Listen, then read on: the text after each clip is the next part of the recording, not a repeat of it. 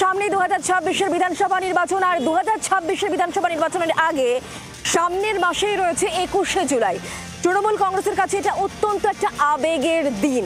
আর এবারের 21শে জুলাই অত্যন্ত গুরুত্বপূর্ণ, কারণ 26-এর বিধানসভা নির্বাচনের আগে এটাই শেষ তৃণমূল কংগ্রেসের 21শে জুলাই। আর তাই এবারের এই 21শে জুলাই থেকেই কি তৃণমূল কংগ্রেস নেতৃত্বের তরফ থেকে 26-এর বার্তা দেওয়া হবে, সেই প্রশ্নই কিন্তু এই মুহূর্তে ঘোরাফেরা করছে। কারণ সুব্রত বক্সী দলের নেতাদের একেবারে সরাসরি ঝাঁপিয়ে পড়ার নির্দেশ দিচ্ছেন।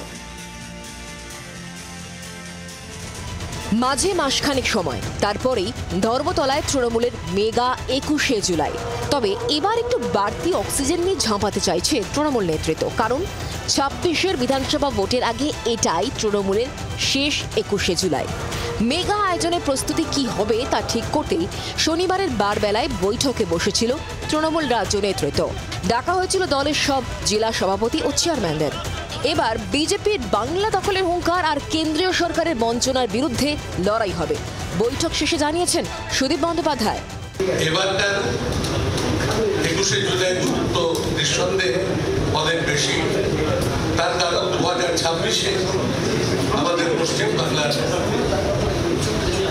নির্বাচন আছে এবং যে ভাবে আমাদের পশ্চিম বাংলার এই নির্বাচনকে নানাভাবে ব্যতিব্যস্ত রাখতে, পশ্চিম বাংলাকে অর্থনৈতিক দিক থেকে অবরোধ করে একে সম্পূর্ণভাবে কোণঠাসা করতে, এর নানাবিধ ঘোষিত পরিকল্পনাকে পদে পদে বানচাল করতে কেন্দ্রীয় সরকার অত্যন্ত কৌশলগতভাবে পরিকল্পনা মাফিক তারা বিভিন্ন পদক্ষেপ গ্রহণ করে।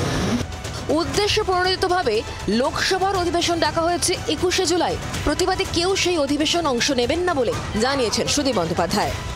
ভারতবর্ষের পার্লামেন্টের একটি অধিবেশন অবিলম্বে ডাকা উচিত। পহেলগাঁও ঘটনার পর আমাদের মুখ্যমন্ত্রী মমতা ব্যানার্জি যে চিঠি প্রধানমন্ত্রীকে দিয়েছিলেন, যে দৃষ্টিতে তিনি ভারতবর্ষের লোকসভাকে ডাকতে বলেছেন, সেই ডাককে তারা কোনো গুরুত্ব দেবে না বলে 47 দিন আগে এবার ঘোষণা করে দিয়েছে যে ভারতবর্ষের বর্ষাকালীন অধিবেশন কবে হবে। অতীতে কখনো এই কাজ হয়। ভারতীয় জনতা পার্টি বিজেপি দলের যে ভূমিকা, বর্তমান কেন্দ্রীয় সরকারের ভূমিকা পশ্চিমবাংলা সম্পর্কে একই রকম আছে। তাদের একই লক্ষ্য বাংলা থেকে তৃণমূলকে নিশ্চিহ্ন করা, আর আমাদের একই লক্ষ্য বিজেপিকে ভারতবর্ষের সমস্ত রাজ্যের মধ্যে একটা জায়গায় বুঝিয়ে দেওয়া, তোমরা যেখানে যত বড়ই হতে থাকো না কেন পশ্চিমবাংলায় তোমাদের তৃণমূলের পদে পদে অনেক নিচে থাকতে হবে। শোকসভা হবে লোকসভায় শোকসভা হবে, উনি উপস্থিত থাকবেন না তো? হ্যাঁ, উনি কদিন থাকেন? এটা কোনো কথা হলো? 21শে জুলাইকে দেখে বাদল অধিবেশন শুরু করতে হবে? বহু সময় বিরোধীরা জল্পনা উস্কাতে প্রশ্ন করেন, কেন 21শে জুলাইয়ের পোস্টারে থাকে না অভিষেকের ছবি? জল্পনায় জল ঢেলে এ নিয়ে আগে তৃণমূল জানিয়ে দিল 1993 সালে আন্দোলনে যেহেতু অভিষেক ছিলেন না, তাই তার নির্দেশেই ছবি রাখা হচ্ছে না।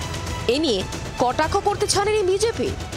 কে ছবিতে থাকবে, কে কোথায় থাকবে, হ্যাঁ, রাজনৈতিকভাবে কে ছবি হয়ে যাবে সেই নিয়ে আমাদের কোনো ভাবার নেই।